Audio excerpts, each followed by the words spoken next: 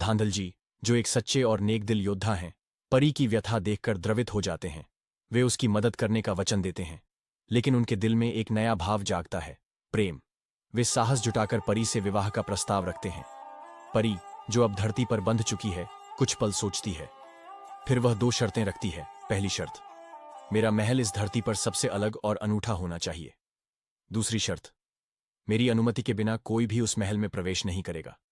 धांधल जी दोनों शर्तों को स्वीकार कर धांधल जी मारवाड़ में एक ऐसा महल बनवाते हैं जो रेगिस्तान में किसी स्वप्न लोक की तरह महल के चारों ओर रेगिस्तानी फूलों के बगीचे उगाए जाते हैं जो रात में खिलते हैं।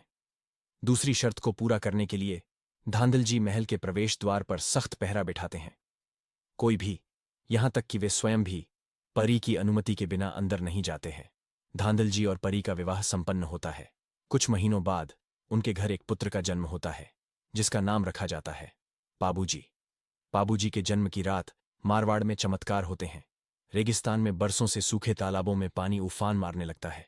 रेत पर रंग बिरंगे फूल खिल उठते हैं। और एक दिन धांधल जी शायद उत्सुकता परी की दूसरी शर्त भूल जाते हैं। वे बिना अनुमति के महल के मुख्य कक्ष में प्रवेश कर जाते हैं। वहां का दृश्य उन्हें स्तब्ध कर देता है। कक्ष के बीच में एक विशाल तेजस्वी शेरनी बैठी है। उसकी आंखें जंगल की गहराई की तरह रहस्यमयी हैं और उसका शरीर अलौकिक शक्ति से चमक रहा है। छोटा सा पाबूजी, जो अभी बालक है, उस शेरनी के पास बैठकर उसका दूध पी रहा है। धांधल जी की सांसें थम जाती हैं। तभी शेरनी उनकी ओर देखती है और पलक झपकते ही वह फिर से वहीं परी बन जाती है, लेकिन उसके चेहरे पर उदासी छाई है।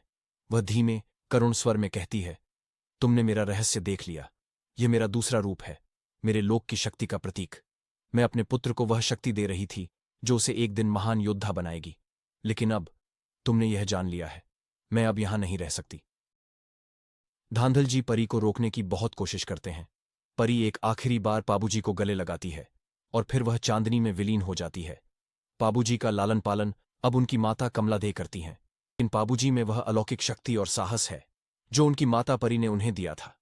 जैसे जैसे वह बड़ा होता है, मारवाड़ में उसकी वीरता की गाथाएं गूंजने लगती हैं।